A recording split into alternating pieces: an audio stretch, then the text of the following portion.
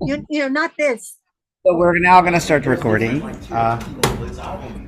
Please alert me if the sound is weird because I'm using a microphone, hopefully to augment the sound for y'all and the recording. Sit over here. Oh, I feel like everybody snap your fingers. That's what this feels like. Welcome. Hi, everybody. Welcome. Thank you for being here, those of you who are in here in person. Hello to everybody on Zoom all around the country. For those of you that are new to the Playground Experiment, my name is Mike Lesser. My pronouns are he and his. And I am the artistic director of the Playground Experiment. Thank you for coming to Info Session 2025. Applaud, just make noise. Thank you. We need some sound effects because this is kind of weird. This is our first time attempting to do an info session this way. We used to do them every year in person. It was a great way to start off the year to find out what we're doing. Can everybody that's watching give me a thumbs up if you can hear me okay, if I need to adjust this? We doing okay that first screen? Great. We used to do these in person, and it was a great way of starting the year, connecting at the beginning to kind of know where we're going, where we've been sort of thing. And then we had this weird thing in 2020 that kind of changed the world of theater and how we do things. And we were doing them virtual for a while, and now we're kind of doing this hybrid. So it's our first time doing it this way, so thank you for bearing with me. I'm going to try to get to everybody's questions, talk about a little bit about who we are, how we do things, our philosophy and that sort of stuff, and where I think theater is right now. I think that's a big part of why we're having these conversations. I think, yes, there's a lot of stuff going on in the world, but part of our lives is to keep doing what we do as artists. Stopping what we do, stopping our art, is kind of the antithesis of what we should be doing right now, personally. That's just a me thing. That being said, welcome. The first section, though, if you did get my email, you got an agenda. I'm going to try to stick to the agenda. If you know me, can be a little long-winded. I will tell some stupid jokes. I apologize. I might cry. No, I'm trying not to cry this year. And I do have some notes here to kind of keep me on track. For those of you that do know me, I could be long-winded. That being said, why you're here is to learn about who we are as a company, which is the Playground Experiment, which started in March of 2015 in the back of a coffee shop. And how that sort of happened started from a little bit earlier, which is the part where we start early first, just to get it out of the way. So 10 years ago in January, I lost my mother on the day before my birthday. In that week prior to being there and being with her, one of the things she did ask me was, "Are you happy?" Which is a really tough question to be asked at that point in someone's transition. And after she had passed, I was in a weird place, as a lot of people are at that time when those things happen. At that time, I was taking classes as a writer, as an actor, and doing lots of different things, and I had a large network of artists who were all doing things and being around. And one of the things I did is I went and I asked a lot of people, like, I know I'm feeling away, I'm feeling lost, I'm feeling missing, I'm feeling empty at times, and am still pondering the question of, am I happy? And I said, well, what do we need as a community? Because if I'm feeling the need to connect to people and to connect to things, what do other people need? And I reached out to all my writer friends and I said, what do you need? And a lot of them said, I need to write the play that I'm writing and not write another 10-minute play. A lot of them said that. And I apologize to anybody who loves a 10-minute play. But they were like, I need to work on the work I'm working. And I reached out to all of my actor friends, and a lot of them were like, I just need to play.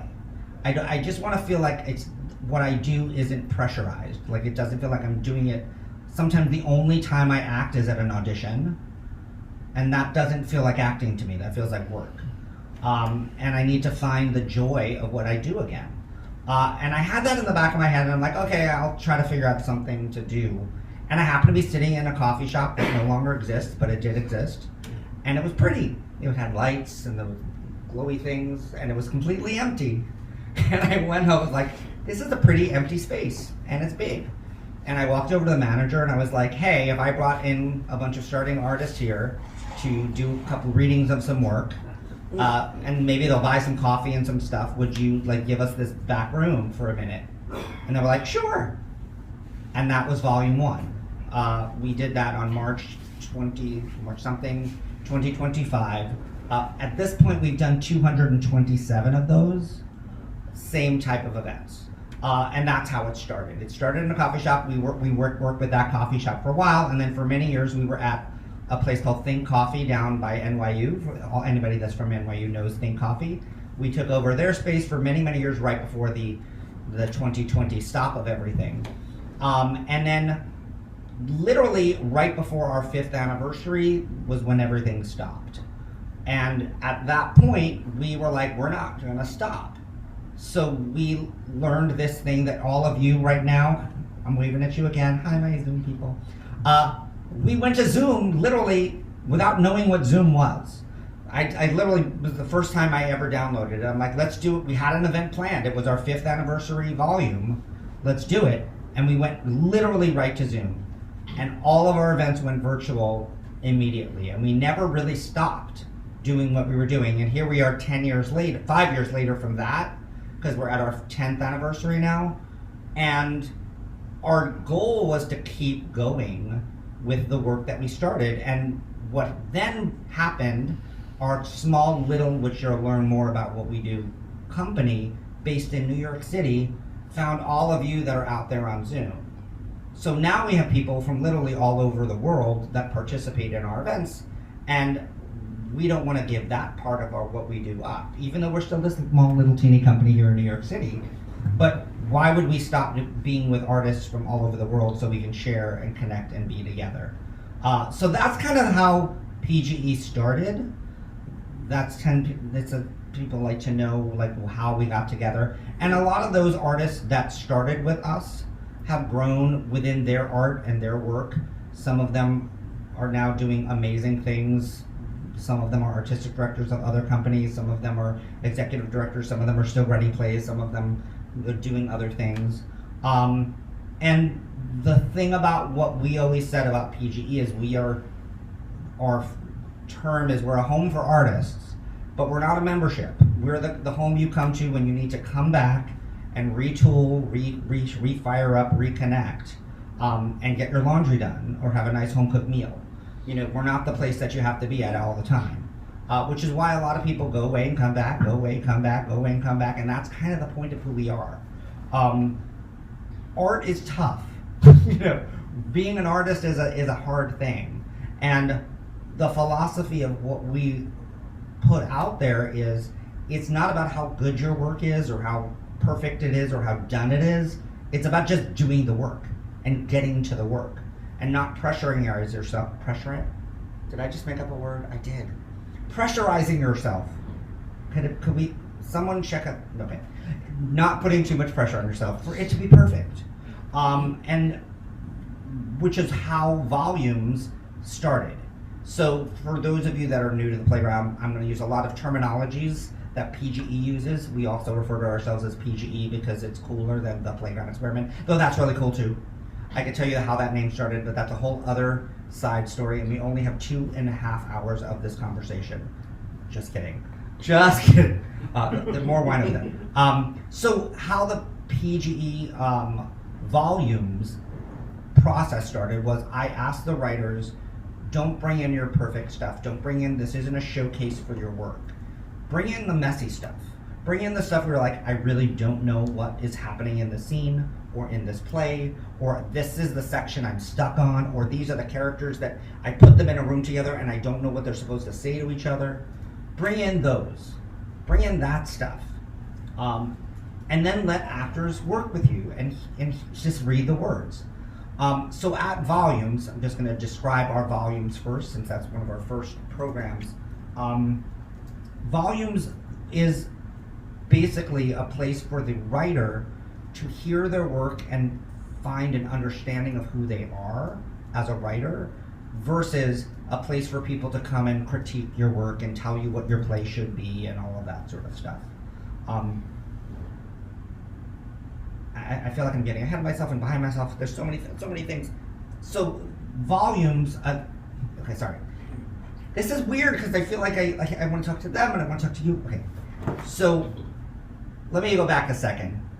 Sorry about this. So when we started all this, volumes was the only thing we had. It was our we were one trick pony. We did volumes twice a month in the coffee shop. After that, where we went to is we started realizing that as playwrights, there are certain benchmarks of writing our plays that we need to better understand our work. And it's hard to get to those benchmarks without a big producer producing your play, because oftentimes those benchmarks happen when you're already in production or when you're in other places. So we started creating something what we call the PG evolution, which is the development process that we've created specifically for playwriting. And that's one element of what we do, which is that PG evolution. And in a second, I'm going to go into that whole section. The other element that we realized that we needed to do was also create community, create connection, create understanding of each other's humanity as a people. And so we created a side line in terms of, if this was a chart, what we call the PG experience. And those programs that we've created in those facets are things that help develop an artist versus develop a play. So there are kind of two different ways that we help to create and work with our artists. So our PG experience programming and events used to happen at the same time as our PG evolution, and we used to do, I would say, 15 events a month back pre-pandemic. And it was a lot, and it was all the stuff, and we were always doing stuff. And the thing about our events and the thing about what we do is our goal isn't for you to have a filled room of 500 people watching your work. Our goal is to have a few core people at the event to see the work. So if you wanted to have a conversation or talk about it, they're there to help and support you. Because this is early development. We're not a production company. That was a big question that came up a lot in the questions that you asked. We don't produce any work. Our goal isn't to be producing your work. Our goal is to make playwrights bulletproof in their work, as well as create connections with writers and actors and directors and stage managers and all of that sort of stuff. I know if there was a room full of people here, which I can't say, use the chat. Let's see if this works. I don't know. We'll see if this works. And this room is a little tougher because it's fewer of you. If you've met someone at a PGE event and you've either booked a job or booked someone for another job, just put it quickly in the chat so other people can see that that has happened for you. I know it happens a lot. I know Philip casts people all the time. Jordan has been cast. Orlando's directed and cast people all the time. That's the other element of what we do as an organization. Because yes, you can come in and learn how to do your work, but if you come in and you don't meet other people and connect with people and connect with other people's art, then you're working in a vacuum. One of the things I'm going to say a lot of my giveaway, a lot of my jokes. I always say if you show up to an event and you don't meet someone you didn't know before, you get a D on your homework. Because it's not about being in a clique or oh, these are the 5 people I know, so that's the only thing. I will get a little personal here in terms of another reason why I did start PGE, because many years ago I would go to a lot of writing groups and networking and all these things, and you feel like you're 15 years old again, and you have all of your basket of insecurities as you walk in, and then these people are talking and nobody's really talking to me, and then you have your like that velvet rope of like, oh, I can't present my work until they know who I am, but they don't know who I am, because I never wanted anybody to ever feel that when you came into the Playground Experiment. So that always was a big thing in the back of my mind when we created this company. So at every event you come to with the Playground Experiment, there's always someone going to welcome you. You're going to get a hello. If they know your name, we're going to say your name. If they don't know your name, they're going to ask you, what's your name? Because that's a big part of what we forget about the humanity of being an artist, is that it's not about just the people you know, but it could be about the people you don't know. You never know who's in that room that's going to either be your next muse, or be the person that's going to produce your next play, or the person that's going to write the dream role for you that's going to get you on Broadway. You never know where that connection is going to be. And again, if you just don't allow yourself to meet, then it's not going to happen. So that was always a big part of who we are. And it's weird talking about that. But if you show up to an event, it is what it is. And I do know sometimes it's a little bit more difficult when we do our virtual events because you don't kind of feel that connection. But even in the Zoom a few moments ago when I was watching all of y'all just kind of kibitz with each other and talk with each other, if you were new to the playground experiment, you could see that little shorthand that people have with each other. The goal is that you always have that shorthand, that you're coming to Cheers, you're coming to the people you know. That was a Cheers reference, All right, so moving on. So that being said, so those are the two kind of categories of programming that we have done and do. So I'm going to talk for the next section about what our flagship program, which is Volumes, and the development process that we created is. And Volumes, as I said, is where writers just bring in their messy work. When we do Volumes, we ask writers to bring in 15 minutes of work in process. Why 15 minutes versus 10 minutes? I've been to many a writer's group and you bring in 10 minutes and you're kind of in the cusp of getting to something and then it's over. 15 minutes felt like a stronger chunk of work for a writer to kind of really grasp what they're trying to get at. Other thing we do at our Volumes is we pre-cast using our PGE casting pool. Based on a cast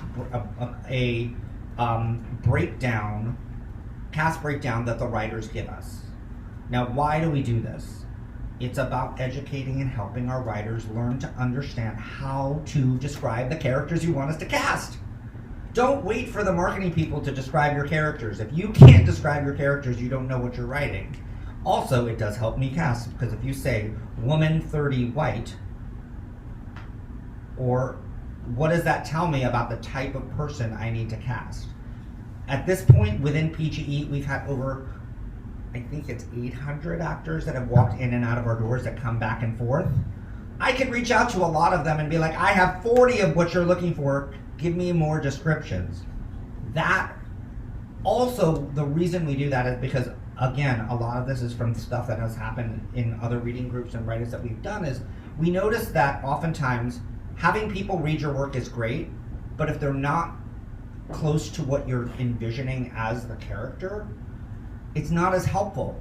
If you need an age-appropriate character and you're having a 20-something read the role, there's nuance that you're not going to get. So what we do is we ask people to fill out the form in a timely manner. Usually it's 2 weeks prior to the event. So it gives me time to find the actors based on what you're looking for. What we do ask our actors is to fill out a form saying, hey, I'm available. We will always go to those actors first to see if they fit the description, because they're already letting us know that they're available. But if there's someone that's not available based not fitting the description you've given us, then we go into our wider casting pool. If you have actors that you love, that you're like, hey, they're not part of the playground experiment, can they play? Absolutely. How we grew to the numbers we have grown over the last 10 years is not because of advertising, not because we're this big money-making company that markets ourselves. It's because everybody has recommended someone to us. As I always say, a writer doesn't recommend a crappy actor to us because they're afraid that they're going to end up in their play. And vice versa. If you're an actor and you have this writer that you love and you want them to write for you, you're going to invite them to a company that might write for you. So that's how we found our artists. If you're in this Zoom, it's for varying reasons. Either someone recommended you ended up on our mailing list, you even might have written for us for our monologue festival, which I'll get to later, or even applied to our monologue festival and you ended up being on our mailing list, and now you're like, I've heard about this company, they send me emails, but I've never seen what they do. Thank you for being here. We appreciate you for taking a chance to listen to us. So how we found our casting pool is because people have recommended actors and actors have recommended actors and writers, and that's how we have this huge amount of people. So we ask you for our Volumes to give us that information so we can get the scripts to your actors before they walk in the room. We usually get the scripts to our actors by Friday night for our Monday events. Our events are always on the second Monday and the fourth Monday of the month. Currently, we're doing the second Monday is virtual, the fourth Monday is in person here at the Marjorie S. Dean Little Theater. We're in the lobby right now of that theater right now. Because we get the scripts to our actors early, a couple of things happen. One, we ask the actors to do a little work before you get there. Cold readings are not as helpful for writers.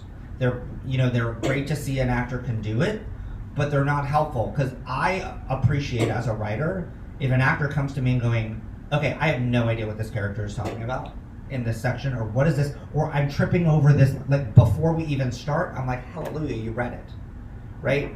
That is just, and part of, what we hope that we're doing is we're giving our actors and our writers like life lessons of like, please read the work before you arrive.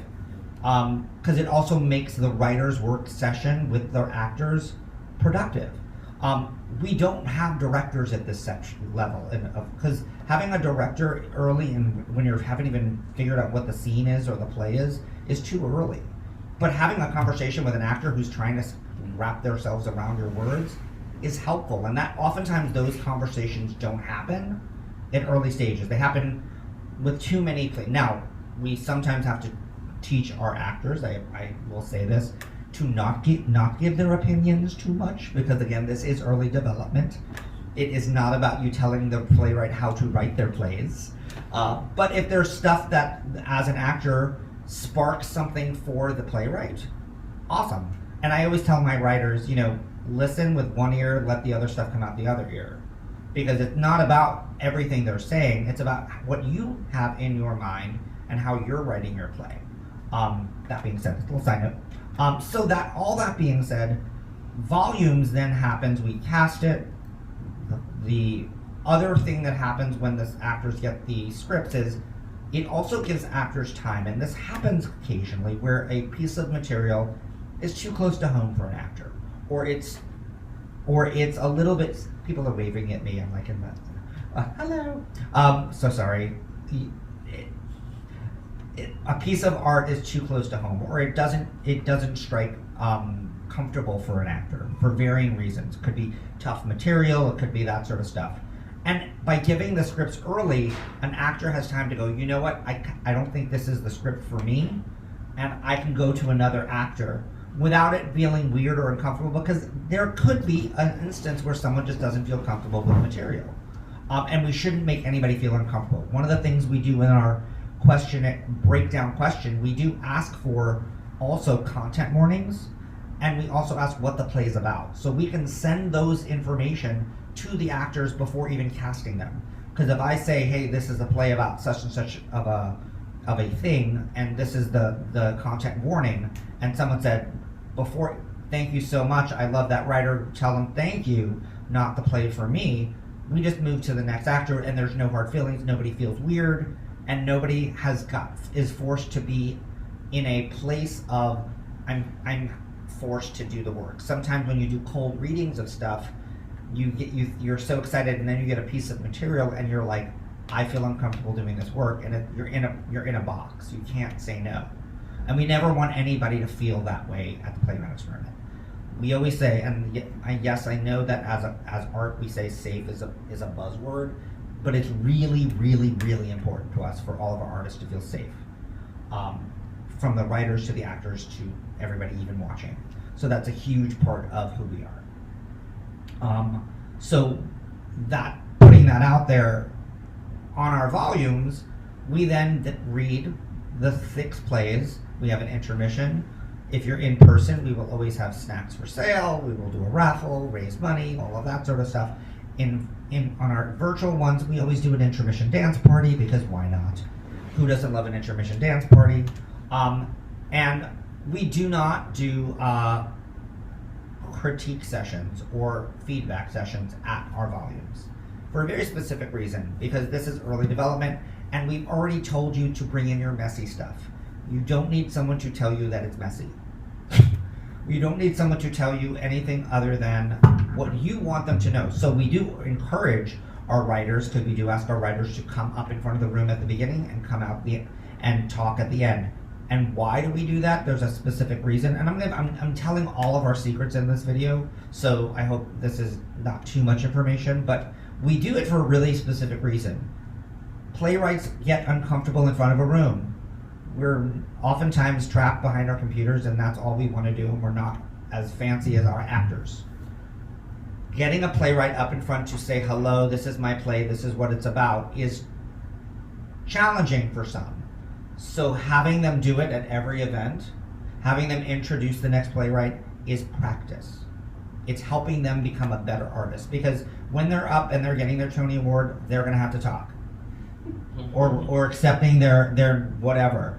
And if this is where they need to start to practice in front of a safe room of people, that's part of what we do. So even though, and like I said, this is a weird, this info session, I decided I'm letting go a lot of the secrets of why Mike does things, because people sometimes don't understand. That's one of the reasons why we force writers to get up in front of the room. We force writers to do welcoming committee. We say you have to do a welcoming committee. You have to do because we need to get people more interactive sometimes, and sometimes that's hard. And it's those little things that, as a company, if we can make someone become yes, we do a development process on plays, but our hope is that it's not about the play, but it's about the playwright or the artist or the person. We might develop your play within our development process, as I'm going to get to, and it might still be bad, and that's okay, because your first play may be your worst play. But if you stop after your first play, you're not going to get to your next play, which will be your best play. So our goal is to keep people in the game of doing the work and not letting people just go, oh, well, maybe this isn't my thing. Keep going. That might be really bad. Yes, we all agree. But we don't have, and what's going to happen? What's next? That being said, I can get really long-winded, and I said, so I'm going to try to get to our next section. So that's basically our volumes of the flagship program. Our next, another question that kept coming up. What type of work do you have readings of? What type of plays? What type of plays do you write? That's it. What type of screenplay do you write? People have brought everything from screenplays to one-person shows to musicals to pilots. Someone wrote an entire series at the volumes of web series where they brought, over the course of 3 years, brought in every single episode. We've had cartoons. It's a place for you to bring in the work that's in your head. Now, do we develop all of those type of stuff currently? No. Maybe in the future. Right now we've developed plays, and we have a way of developing musical books, mostly, using the same development process. Could this same process be used for screenplays? Probably. We haven't attempted it yet, but maybe that's in the future for stuff. So our development process, going into that part of it, is 5 steps. We've already talked about the first one, which is volumes. The next step is what we call required reading. Now, how to get to required reading is simple, but not so simple. The first way is to write. If you bring in work more than 3 times, meaning the same work, not the same scene. If we've seen the work more than 3 times over the course of your time at the Playground Experiment, you automatically get put into our short list for our next steps. And then we have this short list that keeps growing and growing and growing, and then as we are going into the next steps, we then try to put together groupings and pairings of writers and work that kind of feel like they could support each other and help each other for the next level. And the next step is, and then we invite, usually it's quarterly, 2 to 3, sometimes we have done 4, and the very first one we did 5, which was insane. It was a very long day. We invite those playwrights to go into our development process to next step, which is required reading. And what required reading is we ask those, say, 2 or 3 writers to come together and give us their first drafts.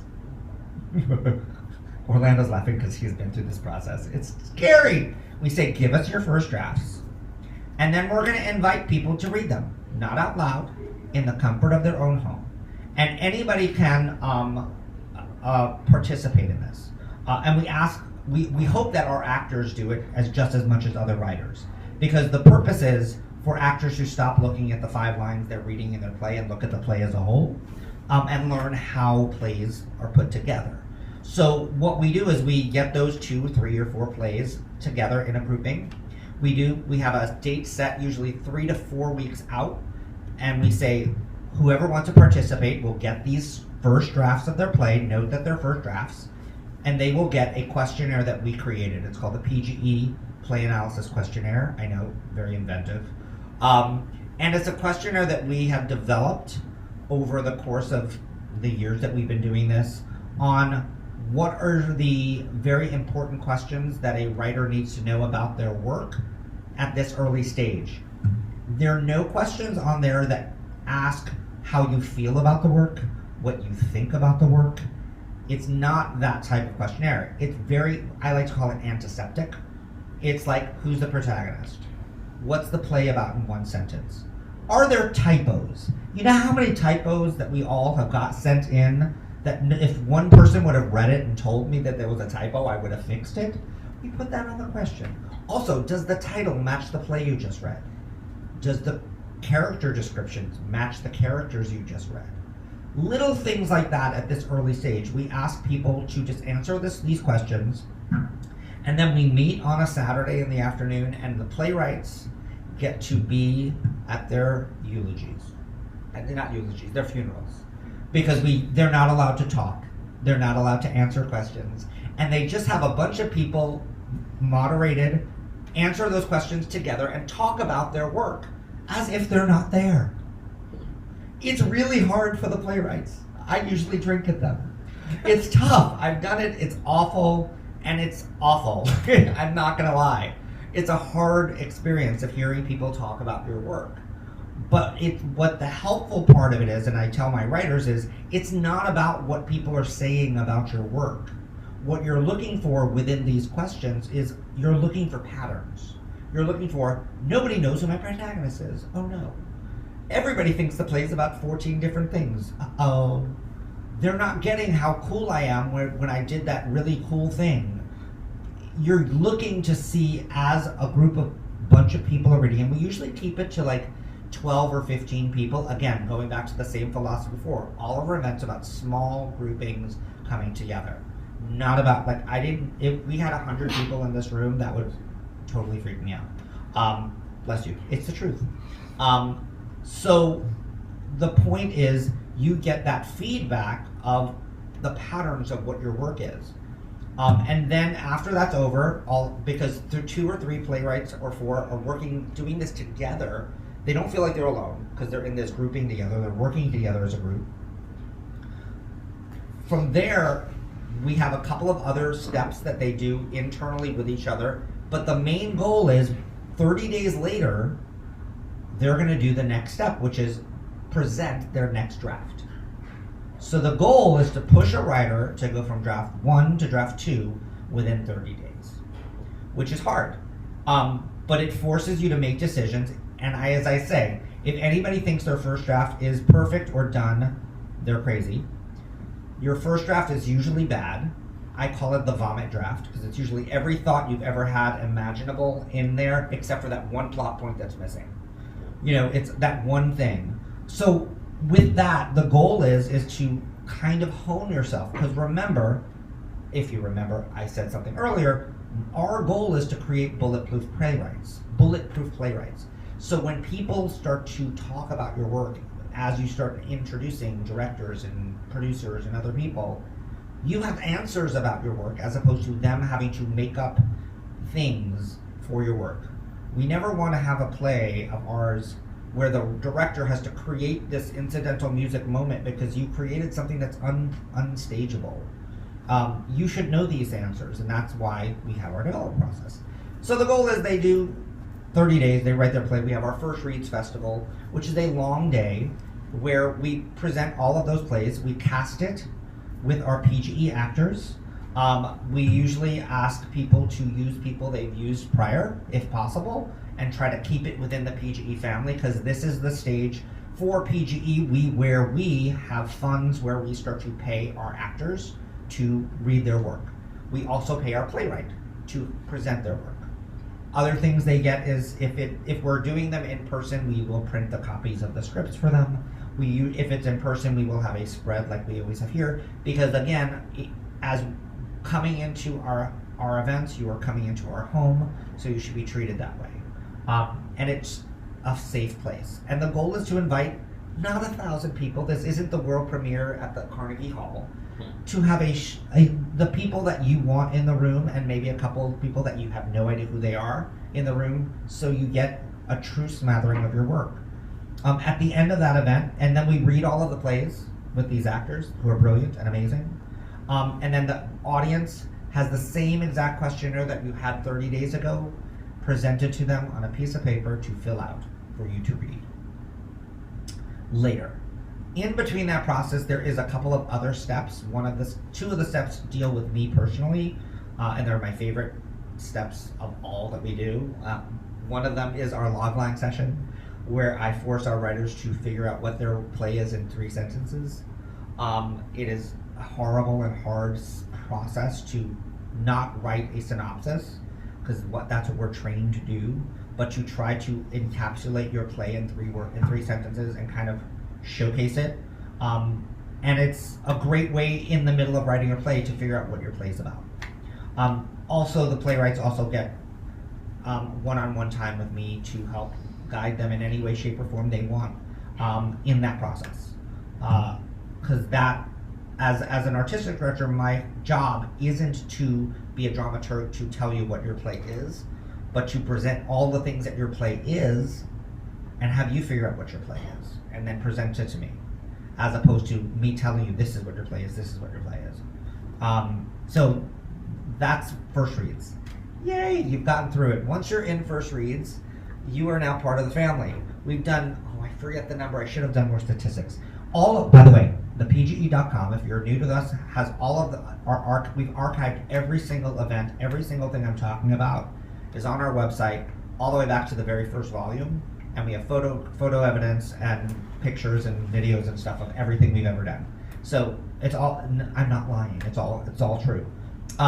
The next step in our development process is called stage experiments, and stage experiments is we've done a bunch of them.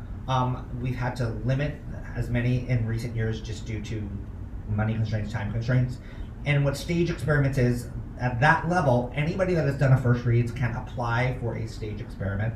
And we usually have an application process that goes out at the beginning of the year. And what it is it's that stage where oftentimes you don't get until you're in production. We add a director to your process. We add a stage manager to your process. We have actors. We have time, usually 20 hours of rehearsal. And we ask the directors to block your play, to physically move your play around a stage. And the purpose is, oftentimes, that element of seeing your work physically on a stage enlightens a writer to understand that their play is theatrical and stage ready. And you learn about your play that sometimes you don't realize until that stage happens. And oftentimes we don't realize that stage until production happens or someone has backing you. So having people just move your actors around the stage and realizing, oh, it's now 14 locations, 15 locations, where's the train coming from? You know, like we've all done it. We've all written the unstageable play. And the thing is, sometimes that's awesome, and we have directors within our midst that can do those things. But if that's what your intention is, great. If it wasn't your intention, but it's there, not so great. Again, our goal is to make our writers understand their work. And I apologize to any actors that are watching, any actors here. It is not actors don't love this process as much, because it's not as much about them delving into the character of the actor of the work, and more about the mechanics of the play. But it's a great way, and we do it and we stage it. And we usually do 2 of them, and then we present it, and then we have audience. This is the first time and we do pay our artists for this one as well. And at this point, this is the first time we ask an audience to actually give feedback. But it's based on the same questions from the questionnaire, and it's usually 4 or 5 of them, and it's moderated, and we are keep it short, no more than like 20 minutes, because writers don't need that much attention. That's stage experiments. The next step, and we will admit we've only done this once in our time because things have happened, and that step is Shopworks, and it's basically where the step where we add design elements to your work, whether it's custom pieces, lighting, or sound, that is integral to the work. Meaning, if this doesn't happen, my play doesn't happen, as opposed to the stuff that we can add on to make it pretty and fancy and sharp, and when we have a lot of money we would do. But like, it's in the stage directions to be done, and if we don't see it as an audience, we don't feel it. Does that make sense to at least the people in the room? So Shopworks is, like I said, we've only done it once. Our goal, and this is kind of going into 75 minutes from now, the goal is to get there again and to do more of those. And again, you would have to apply for that. But hopefully the goal is at that point you are at the stage of your piece where you really are fleshing out, and maybe this is the point where many people would want to see what this piece looks like, because you're now getting a fuller version and visual of what the piece looks like. And you're not having anybody have to stand there and read, and the dress falls from her hands. Like, seeing a dress fall from her hands, if it's meant to do something and meant to feel something, is important. But having someone say it doesn't get you there. That being said, that's our development process, with the goals of helping our writers understand their work better, is, I guess, the end of it. I will say, out of the hundreds that we've done at this point, I've lost count of the amount of plays that have been through this development process. Not the whole one, we've only stopped at a couple of them, have now had productions around the country. Our job isn't to say our job is done.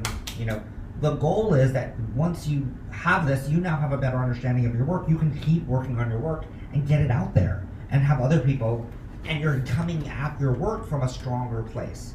Again, to make a stronger writer, stronger place, in a stronger place of the work. So that being said, that's kind of the lowdown of our development process. I'm going to take a break for 5 seconds and ask my people here, because we're just to stand up. If you're in your house, just stand up and just like do some exercises, because I'm just getting a little stiff. Sorry about this. Whew. Orlando made fun of me earlier. He's like, "You never sit, Mike. How are you gonna sit?" I'm not. It's really hard. Okay, I'm gonna come back. So, and also this is a good time, if I am recording this, then we want to do a cut. That would be a perfect cut. Going into the next segment, and if you're here, I appreciate you. As I'm gonna try to. How am I doing on time? We started some. Okay, I gotta talk faster. The next section is our PGE experience programming, and this programming is to help that we put together helps to kind of enlighten and make our artists even better, more human beings. And I'm going to kind of go through a bunch of them, just to kind of say, I guess I'm going to get ahead of myself. For 2025, our goal is to continue with the programming that we currently are doing.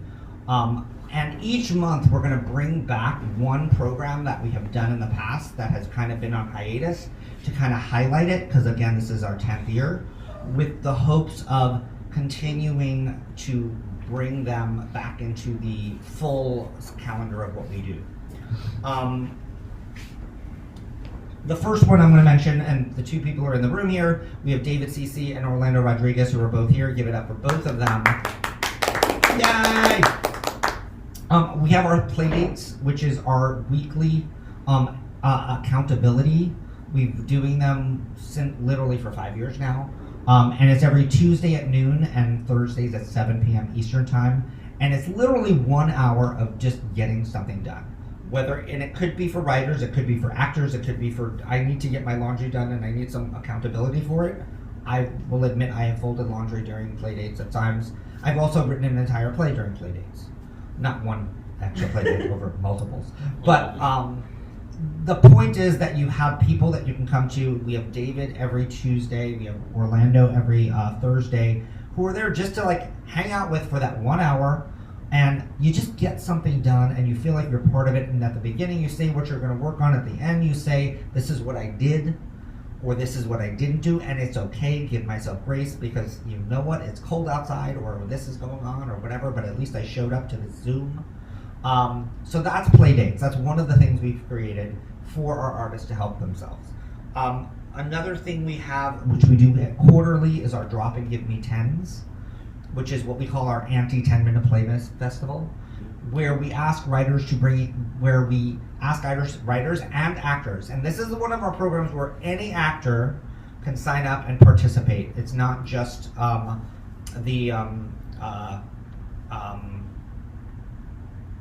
the chosen, I guess is the word I'm looking for. And I'll get into later how do you participate in all of our programming. But so if you don't want to stay till the end, I apologize. I got to keep some stuff for the end. So with Drop and Give Me 10, basically it's the anti-10-minute play festival, because the goal isn't to write a 10-minute play, but to write the first 10 minutes of a play. So it doesn't have to have a beginning, middle, or an end. It just has to be the first 10 minutes. Each one usually has a theme. We usually put 5 things that must happen in the scene. Sometimes it's a word, sometimes it's a song has to play, sometimes it's a timing, it's set at midnight. The one that I did remember specifically, you had to have a Star Wars quote in it. I in turn wrote an entire play, which is now a finished play that started at this drop. And then we assign you actors who are living real beings who you can become your muses and you can write for. The goal is not to just to write a play and then slap the actor in, but to, I don't want to say it, I don't want to use this word because it's going to sound bad, but to like look them up, fall in love with who they are as artists, and then write for them. Oftentimes we tend to write for people we know or people we love or people we kind of connect with, but to get an artist and say, and they're like kind of like, here's who I am, write for me.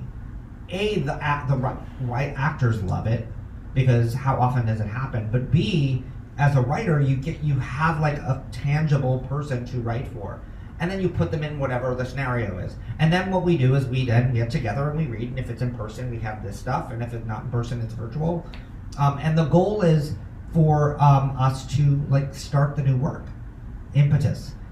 Again, putting this out there, many of these plays that started at our thing, we don't take credit for their final success, but they started because they wrote a Drop and Give Me 10. And what I like about this type of artist writing stuff is sometimes we tend to get stuck in the great play I'm going to write because I have this great idea. And sometimes having a play that you write just because someone gave you thoughts that you had to put together might put you into a play that you had never had the intention of writing, but are so happy you did. Because it's going to bring you someplace that's outside of your comfort zone. Oh, I always write plays like this. I can't write that play here, but I'm in a new place. So that's what Drop and Give Me 10. The other thing about our Drop and Give Me 10s, we usually tie our Drop and Give Me 10s in with a fundraiser.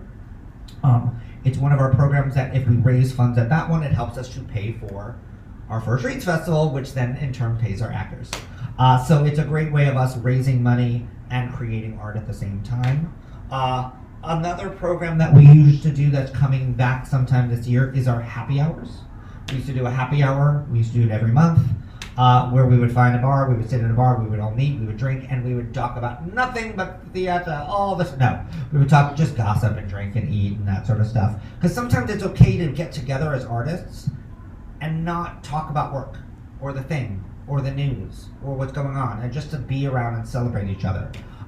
We've done virtual happy hours as well, where everybody shows up with whatever their beverage of choice is, and we may do that as well, or their chocolate of choice or whatever. We have done a baking class once, where somebody taught us how to bake at the same time. We're never going to do it again because I burnt my cookies and I was not happy, so I'm never doing it. No. It was really cool, but so happy hours is another thing that is coming back at some point this year. Another program that we're going to come back, and I'm not sure what iteration it is. And again, all of this you can find on our website, is a program that I miss that it's gone because it was hard to do virtually. was conversations between artists. And what this was, where we spoke on very specific topics. This one started early on in our, I think it was 2016 or 2017, where the very first one we did was on equity and diversity in casting, and then it was a two-parter, and we had a person moderate. And the conversations are purposely bringing us together without a smarter person in the room, because we are the smartest people in the room. As artists, we usually are. And to talk amongst ourselves and to disagree with ourselves. Yes, it's loosely moderated by someone within the community, but the goal is not for someone to come up and kind of like I'm doing right now, talk at you. I apologize. But to talk amongst ourselves and like agree and disagree, talk about the things, what are we feeling, what are we thinking, in a really safe place. We did many of them. They were some of my favorite conversations. We did everything from equity and diversity to ageism to marketing and theater, like how to critique artists, how to actually critique. I'm trying to think of some of the other ones. It was some of the most intriguing, thought-provoking conversations I've ever had with people, and we would have like 10 or 15 people just talking. The goal is to bring those back. I'm not sure in what fashion. People have recommended maybe us doing it as a podcast or that sort of thing. My concern is that sometimes when you record things, people aren't feeling as comfortable and are as safe to do that. Also in Zoom, sometimes there is a disconnect because everybody feels like they're waiting for permission to speak and that sort of stuff. So if you have thoughts on this is kind of going into, if anything that I'm talking about sparks for you, like that sounds like something I want to know more about, I want to be a part of, let me know, because we can always use help with that sort of stuff. So Conversations Between Artists will come back this year in some shape or form. Another thing we always do is I'm putting this out there, is every end of the year we do our holiday monologue, potluck, and grab bag, where we have a lovely holiday potluck party. We do it in person and virtual. We do ask writers to write 1-minute holiday-themed monologues, and usually we throw a word that they have to do it. And then throughout the evening, we hand out monologues randomly by number. No, even if it doesn't match you, it doesn't matter because you're drinking or eating anyway. And then we read all of the monologues. The later we do it, the drunker people are, the funnier the monologues. We've done we did that one started in our very first year in 2015, which means we've done probably over 300 1-minute monologues at this point of that. And they're wonderful, and it's a great way of just celebrating each other at the end of the year. 1, 2, 3, 4, 5. So those are our PG Experience programming. Other programming that we will again be bringing back at least once this year is a program called Artists Teaching Artists. And this is our way of helping within the community and helping someone who has a specialized skill within our community to get them paid, B, to help them teach and pass on their knowledge.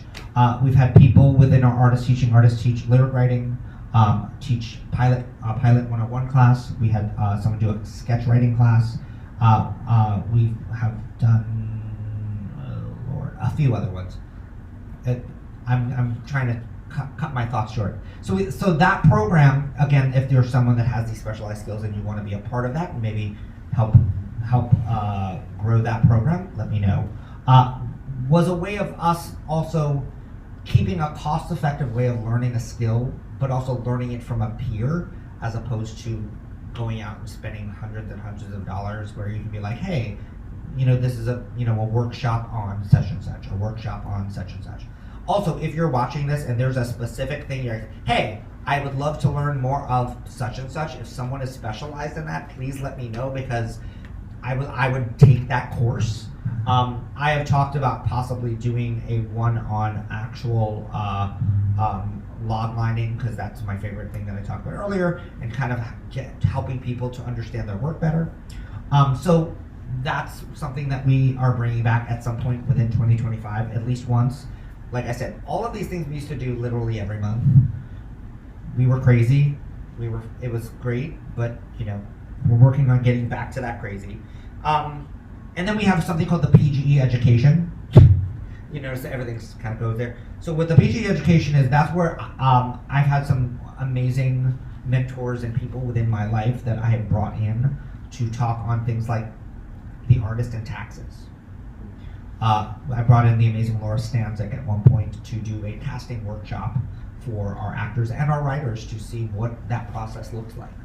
And we had someone come in to work on marketing and branding of your websites and your that sort of stuff. And basically, this is a program where we are bringing in a specialist on a specific topic that maybe you're looking for. You're like, hey, nobody is talking about how we do this. Can we find someone to help teach us all in a group this thing? That's what we want to do. And again, part of it is like, our job is to, again, elevate and help the artist be a better artist, but also be a better human. So if there's things we need to do, like for our monologue festival, which I'm going to get to in a second, we did our panel this year. We changed the panel. We brought in therapists this year because we felt like we needed that. We brought in a Reiki master. We brought in someone who deals with life coaching, because that was where I think we are as a community, and we needed that. So what the community needs is what we hope to do. Other programs that we have done, and hopefully we're going to bring this back if he has time for us, is our Voices of America Writers Workshop, which started in 2019, right after Faces of America. Voices of America, we did our, let me back up. Faces of America Monologue Festival we do every year, and we started that because we needed more stories to be told in authentic places, more varied, instead of the same stories over and over again.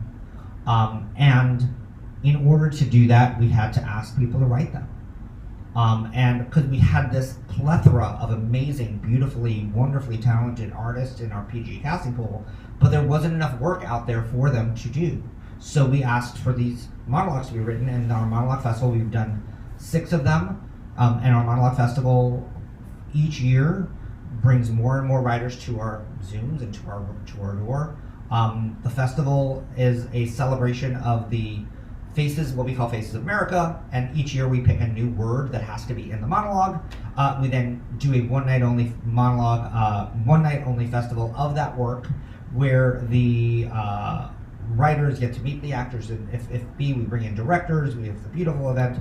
We usually raise money for different charities. This year we raised money for an amazing organization, the Playground Experiment.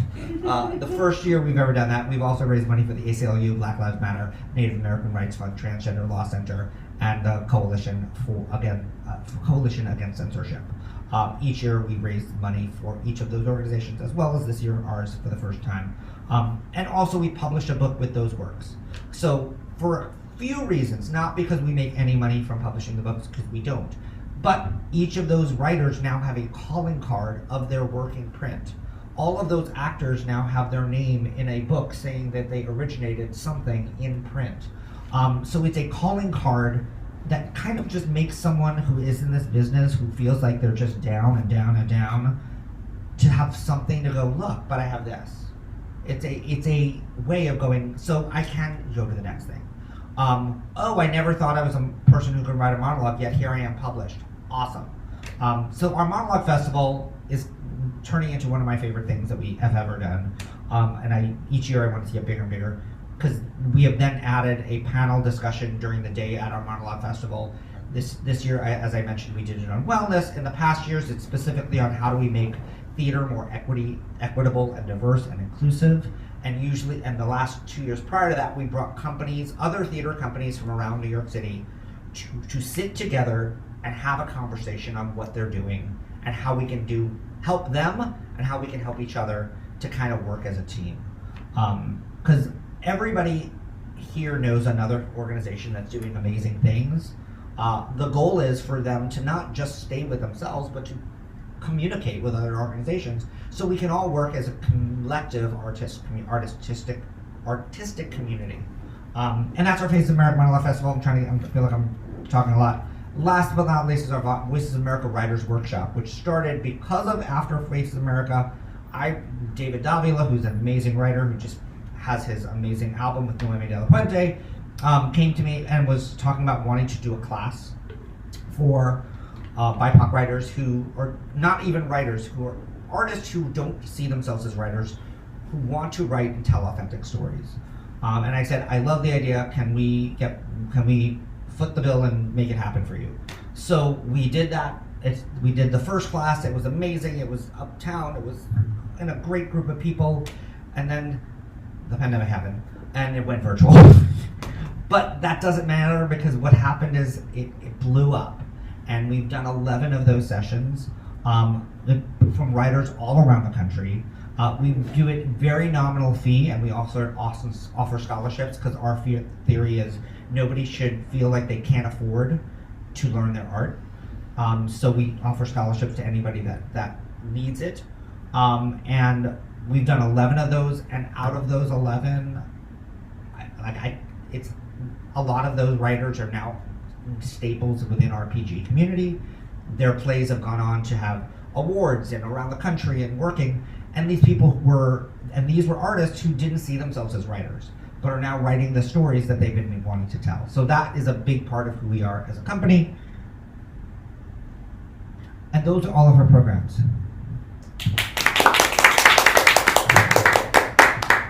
That being said, I'm going to try to keep the next few minutes short. So it's a lot. And just talking about it just now, I didn't realize how much we've done in the last 10 years. So wow. Thank you for staking in. If you're still on Zoom, I know you're probably going, this is a lot.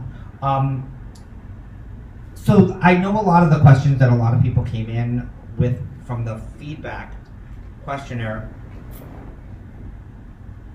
was, how do I participate? How do I play? I'm an actor, I want to play. I'm a writer, I want to play. How do I do these things? So that's what this next section is about. So in terms of any of our PG experience events that I was just talking about, which is not including volumes, our play dates, our drop and give me 10s, our happy hours, we're open to everybody. Those events are open to everybody and anybody, and just feel free to start in. Usually our drop and give me 10s are the first 10 writers that apply, because we do 10. But they're open to everybody. You don't need to have, there's no preconceived anything if you want to attend our events. Also, all of our events are open to what we call the public, meaning anybody that can attend. We are located, when we do our stuff in person, in the YMCA. Any YMCA member can come to our events and participate and just keep an eye and check out the work. There's no charge for anything that we do. We don't charge a membership. That's not who we are. In terms of our volumes, I'm a writer. I want to get involved in the quarterly writing of sending in 15 minutes of work that Mike talked about 2 hours ago. It's really simple. Every quarter we send a form. It's now a Google form. It used to be a Doodle. We've now upgraded to a Google form where, telling me to stop talking. I put a timer on myself. And it's basically, you fill out the form. We ask, usually have a 5 to 7 day window to fill out the form that says, these are the dates next quarter I'm available. Great, you're available. Give me all the dates you're available, not just the one date, because I'm having a lot of people apply. We have 36 spots per quarter and a wait list. And usually what we'll do is we'll try to spread out and give everybody their love in that quarter. That's it. We don't say no to anybody. I forgot to mention this earlier. We don't read your work before you present. We assume that it's messy. We assume that it is what it is. We assume that if it's going to be inappropriate, you'll alert us before you present it. And it's not our place to judge your work. It's our place to give you a place to present your work. So we're not going to ask you to send us your work and then we evaluate it to give you a spot. If you would like a spot at Volumes is open to everybody. Now, we have over 450 writers that have participated with the Playground Experiment. Anytime someone from Volume 75 might come back because they're working on their new play, and it might have 50 people working for the same slots. That happens. So when you sign up for these spots, we always say we will try to be as equitable as possible, but we will also, anybody that gets put on our wait list automatically gets first crack at the first Drop and Give Me 10 that we do of the year, or in that quarter, because we're like, we can't guarantee you. Now mind you, if you're on the wait list, and I'm sure there are people in this room that are writers that have happened, people drop out all the time. It happens. We always get at least 5 to 10 people that are on the wait list into the volume, because I'm booking you 3 months out, something might happen. And if it doesn't happen, it doesn't mean we don't love you. We will try to get you in. But a way to get in more fast than others is to show up and support when you're not presenting. Show up and support other programs that we do. Show up and support who other writers, other artists in the community at the events. That gets you on our radar. You don't have to kiss butt when you're here, though. If you don't have to pay anything. But if you just show up at a volume and you introduce and you make yourself known, that gets you higher up on the ranking than someone who puts their name on a list and we never hear or see them again. So if you're a person who's like, well, I'm virtual, how do you know if I've shown up? Well, come to a play dates. Those are easy to show up to. Come to when you're watching the replay on Zoom, on YouTube of the volume, make a comment or show up and actually comment while people are watching.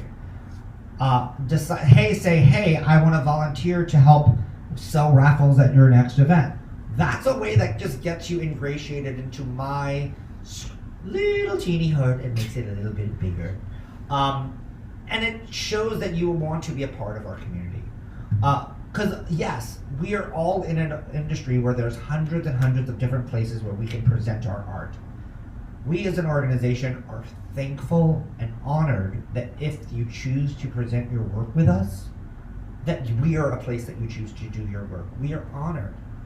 But because of that, we also want the same respect to other artists as well that you give to me usually, to them as well. Does that make sense? So at least the people in the room, because I can see nodding or something. Awesome. Other things. So that's how artists, writers can be more to get into our volumes. It's not that complicated. Read stage directions at an event. Offer to read stage directions. Writers should always know how to read stage directions. Those are just ways of being more to get in them. Another question that comes up, and it is on the information form when you sign up for these, is you must remain active in the quarter. Well, what does it mean to be active, Mike? Everything that I was just talking about. Like I said, we are a small organization, even though we're larger than some. But just having someone show up to an event that wasn't supposed to be there because they didn't sign up, or they're not reading, or they're not presenting, is a nice thing. Also, it gives you a way of just being present in other people's art, and that maybe makes their art better because you have something that they need because you were there. So just being participant in other things is what I ask. Also, other things that will make you not get selected: if I send an email and you are not timely in responding to it, if you show up late to events, if you don't send your breakdowns or your pages at the deadline of when they're supposed to be, then I might not give you a spot the next quarter. And it's not because I don't love you, it's because I don't trust you. And part of it is, the reason we ask for certain time frames for this work is kind of what I was saying earlier. If you give me your script on Sunday versus Friday, and I send it to the actors, and suddenly that actor doesn't feel comfortable with the work or whatever, we don't have time. We're now scrambling. I don't like to scramble. I like to have things orderly and calm, if I can help it.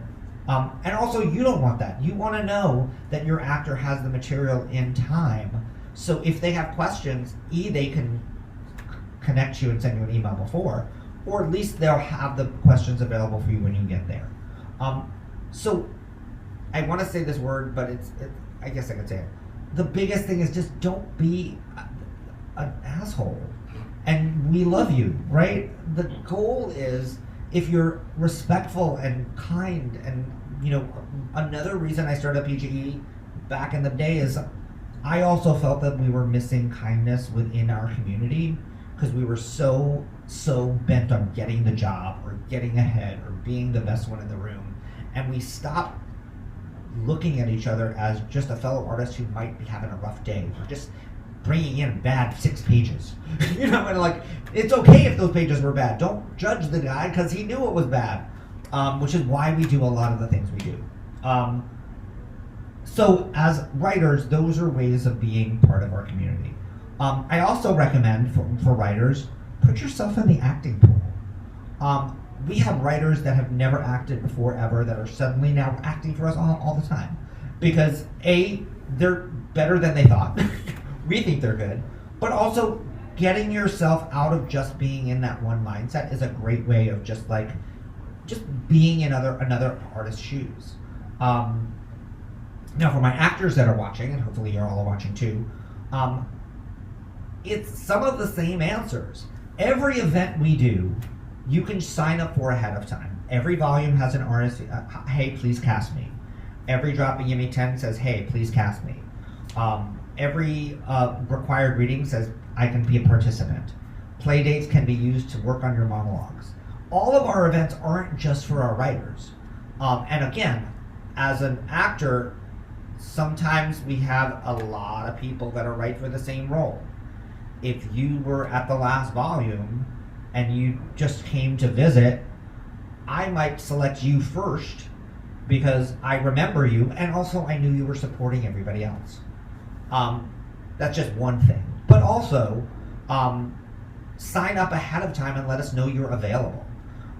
Don't wait for the invitation from the one writer who invited you, who you know will always ask for you. Because it's great. We know that you act well for that writer. I want to see you act in this writer's class, in this writer. And I really urge actors to sign up for Dropping Gimme 10s, because that's my chance to challenge you. Because I will sometimes put actors together with people they've never acted before, or give them roles that they had not thought they could do, or that sort of stuff. And sometimes it's a way of kind of pushing you outside your comfort zone, and sometimes it's not just signing up for a role that you know you could read. And also being okay with reading stage directions. When we have people, if we don't know you and we don't know your work, sign up for stage directions and you will read for a bunch of writers and we get to know your work. And don't be boring. We know stage directions can be boring. I know that's a weird way of saying it, but if you really live stage directions as you do the roles you do when I see you read the roles, people will remember that and they will request you. And that happens a lot. So that's a way of being active. That's a way of participating. Also, if there's anything I talked about this evening that you go, hey, that really sparked for me. I want to know more about that. Hey, that sparked for me. How can I help with that? Hey, I have a rich uncle who is about to die and wants to give $1 million. All of that is great. Especially that last one. No, not that we don't want to kill your uncle. I'm sorry, I didn't mean it that way.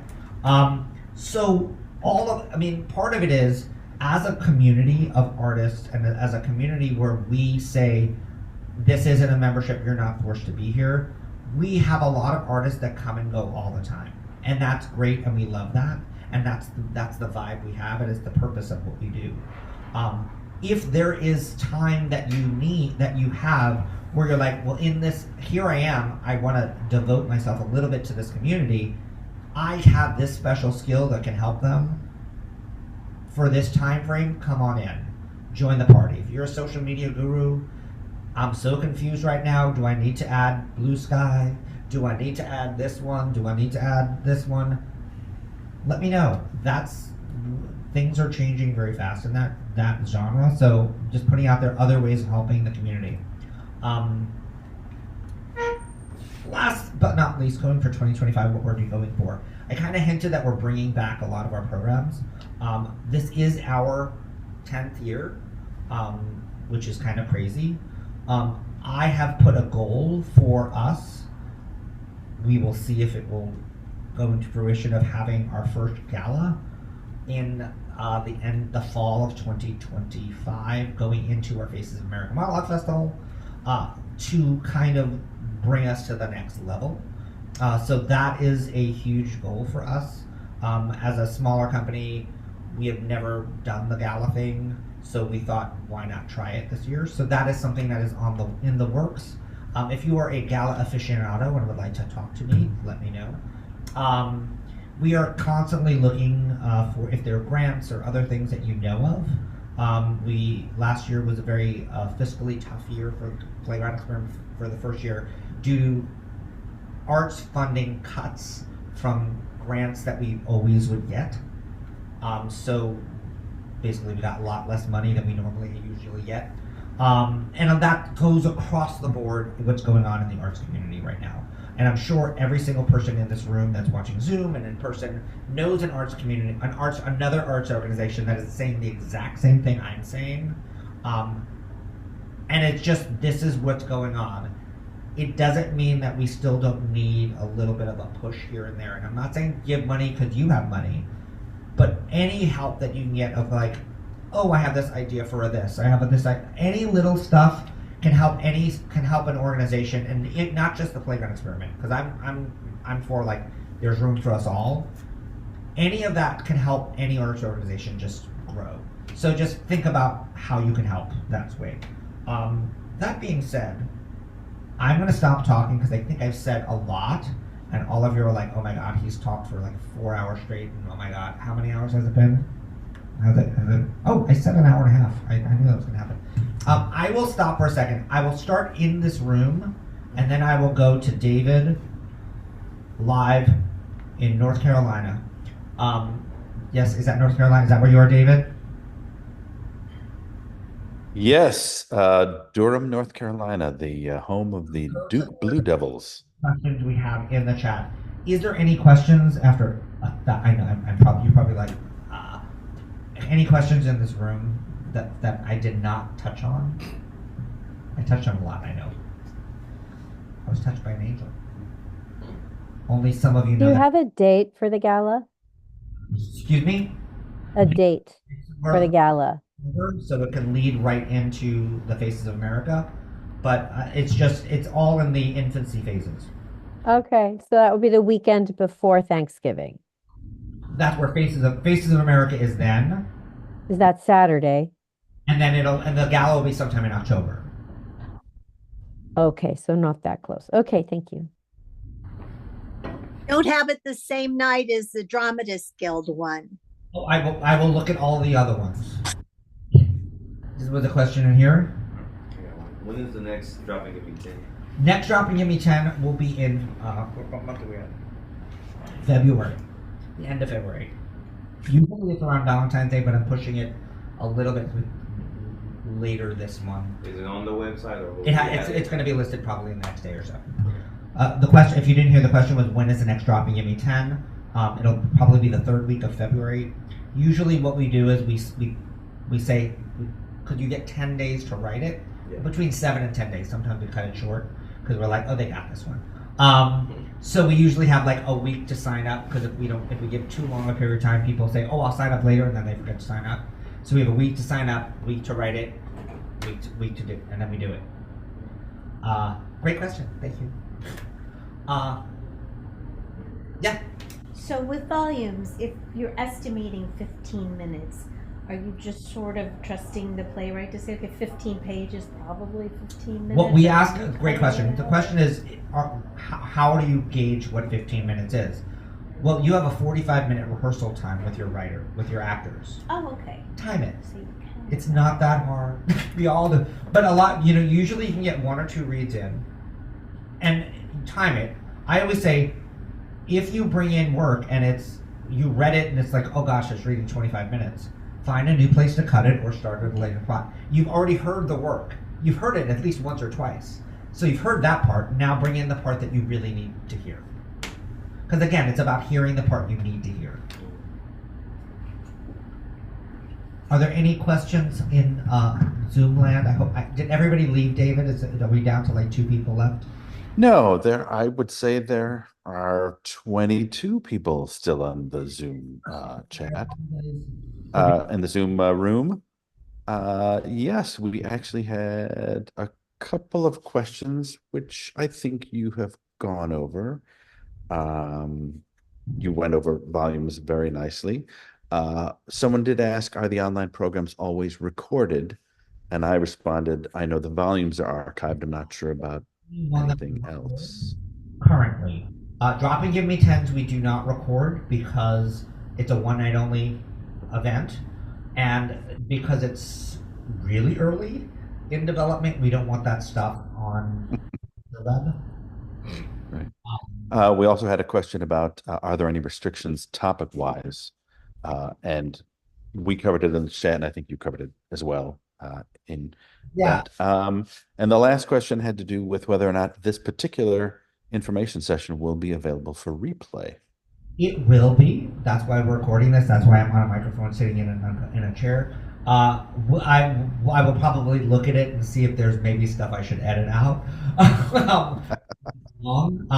There may be the debate of whether it's in its entirety or whether I cut it in snippets will happen. So it'll probably be in the next week or so that it would go out, and it will be on our YouTube channel. If you didn't know, we do have a YouTube channel, YouTube/C/The Playground Experiment, I believe it is. All of this is on our website. On our YouTube channel are lots of all of our volumes that are virtual. Some of all of our Faces of America, all of our panels are there as well.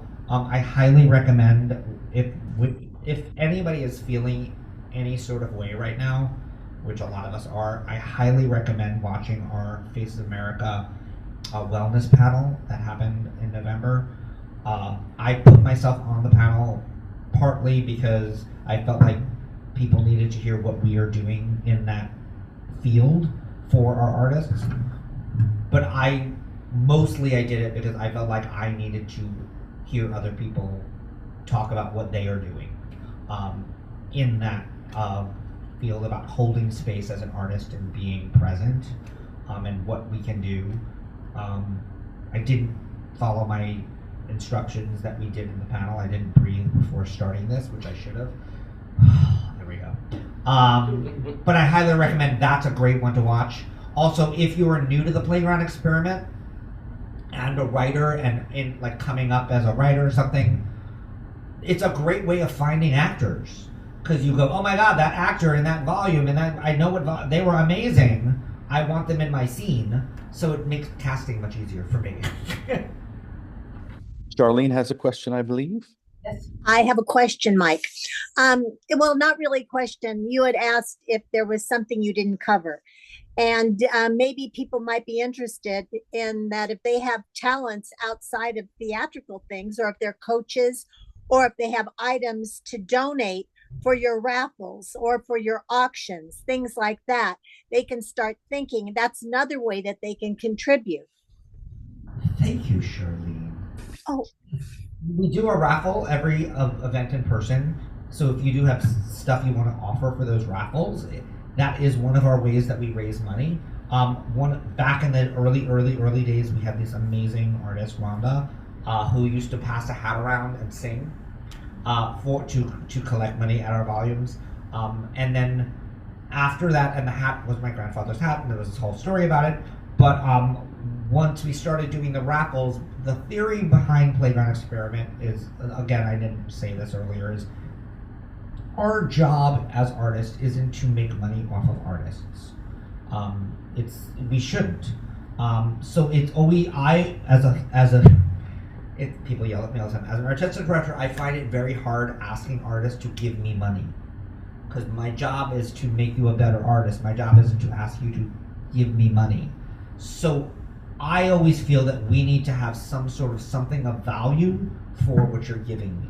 So if you come to an event, there was always like food and wine and stuff, and we say donate, you get food and wine. If you come to an event and there's raffles, we don't ask you to give us $2 or $5, but if you put $2 into the raffle, and you might win a hat or win a book or we've had some Bottle of wine. We always usually have a bottle of wine. There's something about people donating wine. It for me. I know it kind of makes it's this moral thing in me, because I know we're an organization and we need money, but I don't want to take it from my artists. But if I can have a value or a raffle or have some fun with it, there's usually some sort of movie prize as well. Didn't we give away? What was that? The weird thing we gave away? It was it toilet paper? It was like this. It was like Santa toilet paper that someone brought in. It was the weird. Anyway, so you might win that. So yes, if you are a local, or even if not local, and you have like, hey, I have this collection of plays that I no longer need, and I would love to donate. It's a great way of getting artists to move forward. There's two particular people that like to clean out their closets and bring me stuff that they no longer want. It's great. It's a great way. So thank you, Charlene. That was a great thing to help. I appreciate Well, Jasmine's cheesecake too. Jasmine and John's cheesecake. People make cookies for us all the time and donate those. Maximilian also wanted to know when the next required reading sign up would occur. Maybe you could just kind of clarify how that Let me clarify that. So happens. there is no sign up. Oh, the sign up to participate. As a reader, maybe. Say that again. Perhaps as a reader? Oh, as a reader. I don't know. Has not been selected yet. Normally it would be early February is the first required reading this year. But because this is our 10th anniversary and I knew we were going to throw in a lot more programming, I'm kind of I'm having a little jigsawing with the calendar right now to make sure that I can fit everything in a timely manner and not over program for people's time. And also I haven't selected the plays yet. So it'll probably be sometime, the first required reading will probably be either the end of February or early March, which is just like 3 or 4 weeks later than it normally is. Oh Lord, I was waving and I hurt myself. Other questions? Noemi, did you have a question? Yeah, yeah, I do. It's probably more of a comment. I encourage everybody who's new and us old timers to just volunteer, show up, do stuff if you can, and because it's partly about building community, not just building a bunch of artists, but building about an artistic community. And sometimes it's you struggle for structure, you struggle for a way in, you struggle for something to talk about. And by volunteering, that structure comes into play. And then you have an excuse to meet new people. And the other thing I wanted to encourage people is, so Mike won't ask us for money because we're artists, and that's really cool. And I'm so happy about that. But we have friends who are non-artists, and we should ask them for money. It's really awkward, but one of the things it does is it begins to chip away at the senseless taboo about asking for money or talking about money. And that's a helpful taboo to chip away. Now, Mike, I have a very specific question for you, and you can answer this offline in an email or something. But when I ask my friends for money, I like to write them thank you cards. Yes. But unless they tell me, I'm not going to know. So is it possible within the PGE to have some sort of shareable spreadsheet of when you do a fundraiser of who donated what? Because we'll all recognize our friends. Sure. We just started using Give Butter, which is a new for fundraising. So there are ways of doing that sort of thing. You know, usually like if there's a name I don't know, then I usually can kind of know that. Usually, I tend to know all the names. So, but You yeah, do, but like for instance, there are 22 of us on this call. What are the chances that if we each asked two friends to donate money absolutely. and some of them actually gave, that you would be able to trace them back to us, Yeah. you know? But So, because the reason I ask is because a personal thank you really, the universe responds to gratitude yeah, and specific gratitude, and people respond to specific forms of gratitude. So um, that's my thing. I'll shut up now, and Mike and I can probably carry on in private. awesome. That a question in here. I guess along the same lines as for funding, um, along the lines of asking people. I know a lot of theater companies who have started Patreons or stuff like that. Is that something that PG could possibly do? We've looked into it. Patreon's a little bit weird because then there's like we're supposed to do stuff for the Patreon people. That's why I'm using the Give Butter right now is the one I'm looking at because you can add like if you wanted to start a one specifically for you or whatever you can. But I'm open to learning more about it. Again, asking for money as an artistic director, I know is part of my job. It's not my favorite part of the job, but I'm learning. Yeah, because I know that's one that's big on like influencers, podcasts. Yeah, I mean the thing about from what I gather about Patreon, and if anybody knows more about this, please put it in the chat. Usually you get like private content or whatever, and it because we're such a big organization, it's like, well, who do they get it from? Is it from me? Is it from the actual artists? Yeah. I don't want to give away artists' work or artists' time without their approval. So it gets in a little gray area.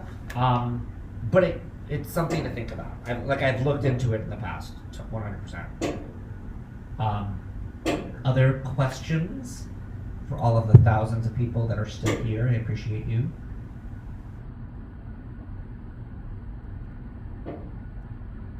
I don't think there's anything on our end, but certainly raise your hand if you have a question. Could you all do me a favor, my Zoom friend? Oh, Yes. What? Rebecca? No, what is he going to say? I just don't know. I don't know. Could you do me a favor? I'm going to change the screen to gallery. And I don't know who some of you are. And I would love all of you to just say hi to me and say hi to the room here of who you are, where you're from, and what you do. I'm going to hold on. I'm coming over to you.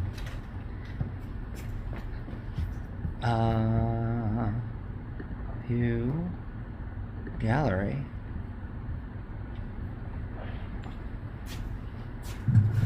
Hi, everybody.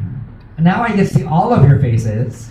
There were more, Mike. I think people. I know I bored them. They left. No, So feel free, go around the room. Tell me who you are, where you're from, and you're a playwright, actor, what you do. And then bounce it over to somebody else. Noemi, why don't you start us off? Oh, I'm so glad you asked, David. My name is Noemi de la Puente. My pronouns are she, her, ella. I am a writer, mostly lyrics, playwright, book writer, and by day I slave away as an engineer. By night I'm a theater professional. Rebecca, bounce. Hi. Hello. I'm Rebecca. I am an actress. I joined right at the beginning of COVID, so I didn't get to meet anybody originally except online through a wonderful friend, Tracy Roston. And I have to say that whether or not I'm doing something with you guys, this is what I was going to say, or whether I'm not coming in and just hearing it, joining in from home to just hear what's being read. I may be walking back doing my exercises while I'm listening or watching in front of the camera, but it is very special because it's not just about me getting up there and acting. It's me hearing the words, me hearing the playwrights and having these wonderful playwrights write all these amazing things that are in development and we need playwrights. So,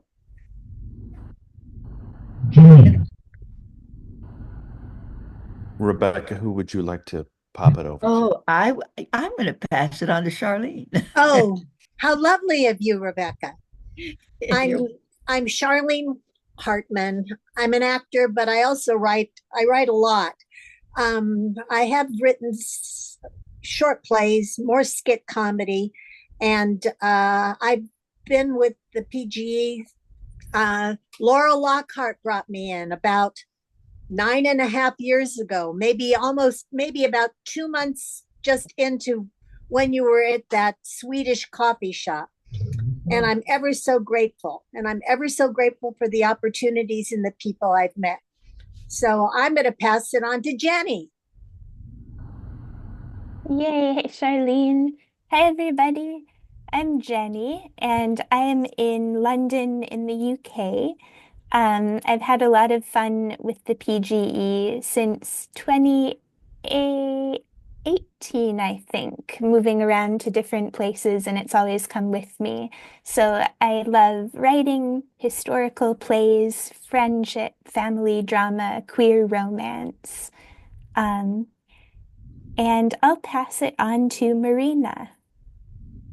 Great, thanks, Jenny. I'm Marina Berry. I'm in Washington Heights. I've been with the PGE since Think Coffee, long time ago.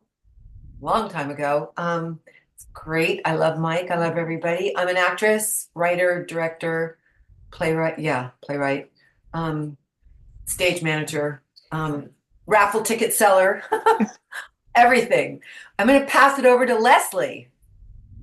Thank you, Marina. We're in a Tuesday night playwrights actors group called Pages. So is Stanley, so is Jessica, and of course, so is Charlene. I'm a playwright and producer by day, like Jordan. I'm a genealogist. I'm a forensic certified genealogist and work with the courts, and Dave would know all about that kind of thing. I had the great joy and privilege of being part of the Faces of America Monologue Festival, which was an absolutely wonderful, wonderful experience. And I look forward to more. And thank you so much. I will pass the torch on to James. Thank you very much. My name is James. I am from Scotland, but I'm based in Seattle.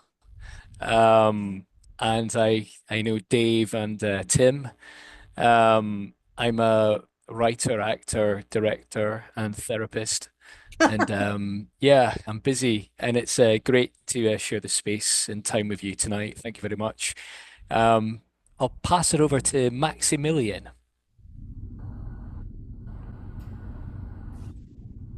You're on mute.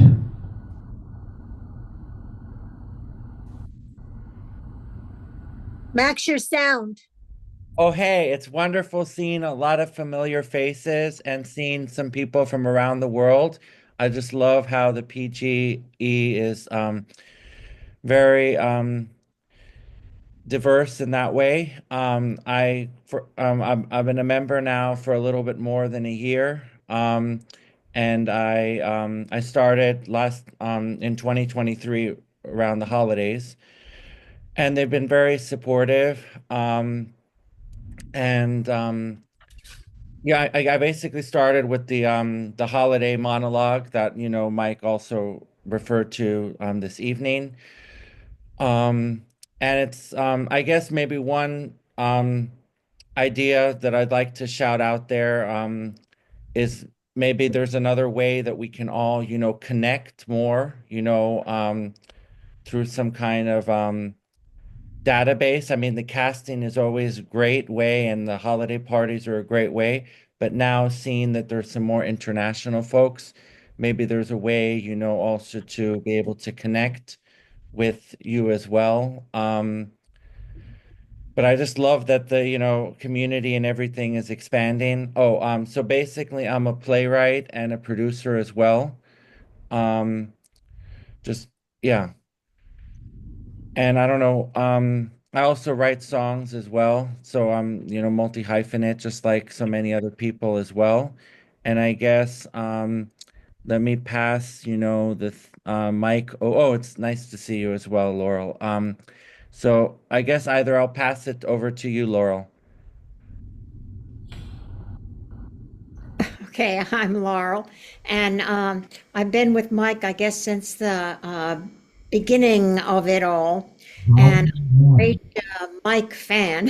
So I'm basically an actor, singer, and writer, and it's just I'm just amazed at how this thing just grew, like out of just sort of a simple reading at.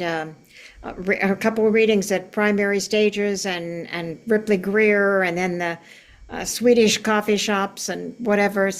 Mike, you should be so proud of what you have accomplished in bringing everybody together like this. It's just great. And I'm going to pass it on to Barry. Hey everybody, my name is Barry Eitel. I'm a playwright and screenwriter. This is my first exposure to PG and E. A friend from grad school sent me the invite, so I snuck in, and it's exciting to hear about. Um, yeah, I'll pass it on to Stanley.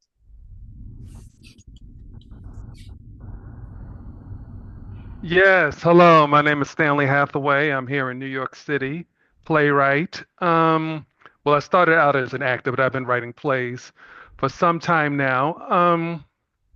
Yeah, I've been getting emails from this. I think I must have applied at one point.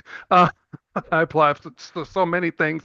Yeah, so when I started the email about, coming, we're going to explain things and who you are, and I said, oh yeah, but why not?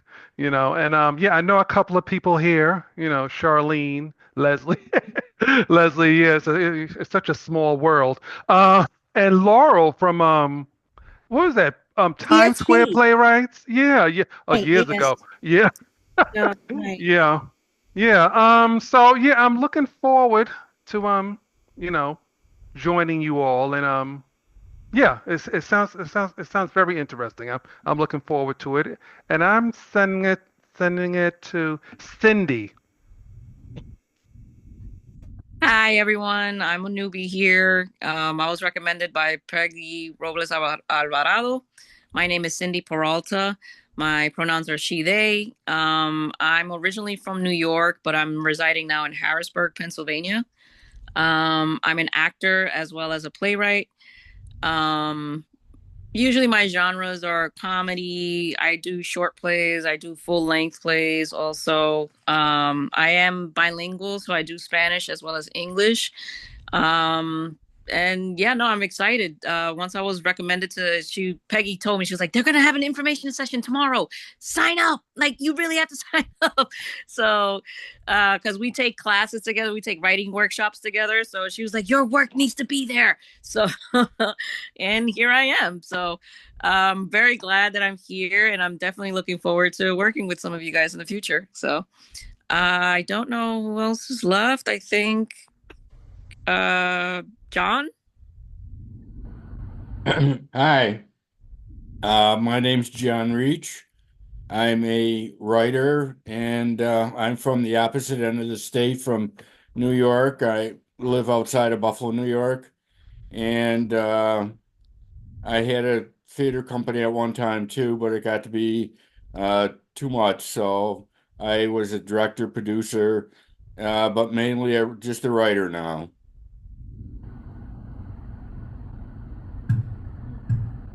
That's it. Let's go to Jessica next. Okay. Yeah, Jessica and then Darpin. That'd be great. Jessica, tell us what's up. You there, Jessica?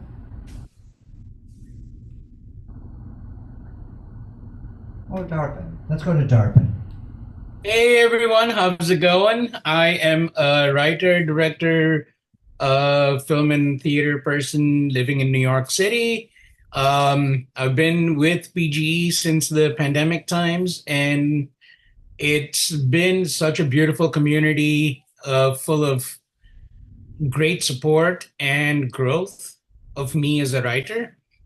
So Mike and everybody here, thank you for holding the space and creating the space for us all to grow as artists. Cheers. Matthew. Matthew. Matthew, we need to hear from Matthew. Yes. I'm sorry you have to hear from me too, but I am Matt. Hello, I am in East Flatbush, Brooklyn. I came to the PGE a few years ago during the pandemic. I had pivoted from screenwriting into playwriting, and my friend Maya Rosewood, who I've worked with in the film industry, brought me over here. I've been presenting at volumes. I'm a writer, musician. I will act from time to time. I'm still waiting for Orlando to cast me as Mr. Freeze in his next segment. I am presenting on Monday, the 27th, I think. I'll have a new one-act play.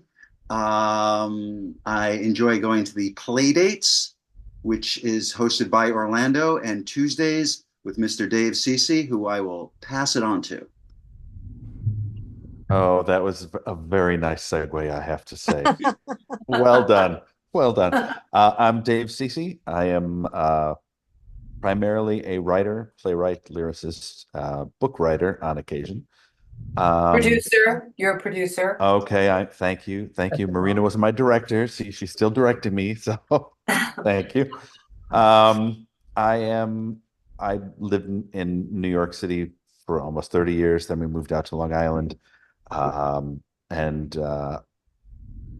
We moved up to Long Island sort of at the beginning of the pandemic. And all I can say is thank God for PGE and thank God for Zoom, because it was a lifeline during those rather bleak years.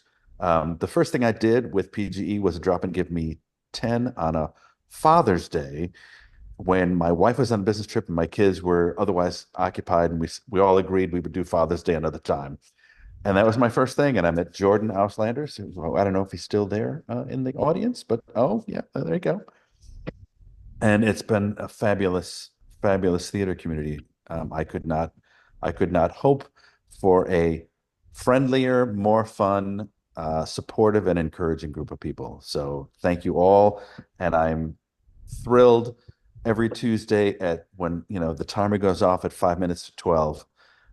For me to host the next play date. It's really fun to see who will pop in the room, and we get to quickly catch up on what they're doing. So I think that's it. Oh no, Jessica's here. Oh gosh. Jessica's online. Yeah. I'm so sorry. I had to step away for a few minutes, but this is an amazing meeting and I love seeing all of you.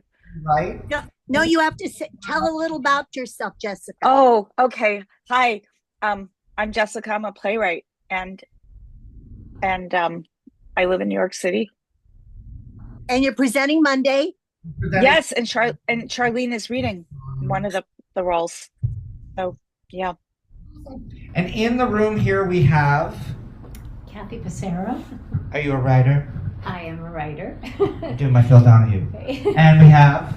Philip Kaplan, a writer. From where? From Brooklyn, New York. And over here? Oh, where are you from? No, do you want the Zoom comments? Well, originally. Yes, they need to hear all this. I don't see them. Oh, they have to see them. Oh God, I'm so sorry you don't see them. They're beautiful. Thank you. Wait, come on, Orlando, do your job. Who's he?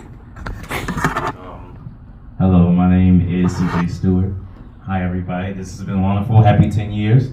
I'm from Dallas, Texas. I'm a storyteller. I do everything. I'm an actor, playwright, screenwriter, producer, director, educator, photographer, everything under the sun. Orlando, who are you? Some people don't know you. Hi, my name is Orlando. I guess I'll step back. I don't know. Playwright. I actually am a playwright because of the PGE. I got started in 2019 with the first Voices of America. I was not a playwright then, and now I have 3 full lengths. So that's where the PGE And how many have been has taken produced? me. Have produced 1, because it's a pain in the butt. But 1 out of 3 ain't bad. and I got a workshop production of one of my plays in McAllen, Texas. So that was cool. You can find me on play dates every Thursday at 7 p.m. Again, David Cece on Tuesdays at noon. I write horror. I'm a playwright, director, actor, and I work here with Mike, so you'll see me here pretty much. And he does one hell of a pigeon impression. I just want to say that. Thank you for those of you who have stayed all of this time. Appreciate you. As I always say, the Playwright is a home for artists. Welcome to our home. If any of this information was any interesting to you, we have an open email policy. My email is theplaygroundexperiment@gmail.com. Feel free, any questions that you have. I might not get to it right away, but we will get to it if you send me an email. My email box does it fairly full. But thank you for taking the time for listening to about a little bit of what I did. Hopefully some of what I said today makes sense. It was very hard sometimes to encapsulate 10 years of what we did into a hour and a half session. Unmute yourself, make noise for yourself, give yourself applause for being here. Yay, Mike. Yes, unmute and clap. Thank you, Yay, Mike. yay. Mike? Kim. Stay warm, and we're gonna eat some babka now. Yeah, go for it. All right. Enjoy. Thank y'all so much. We're excused. Yes. Bye. Yes. Bye, everybody. Bye. Bye. Bye. Have a Nice great to week, see everybody. you all. Bye. Bye. Bye-bye. How do we get out of here? You rock, David Cece.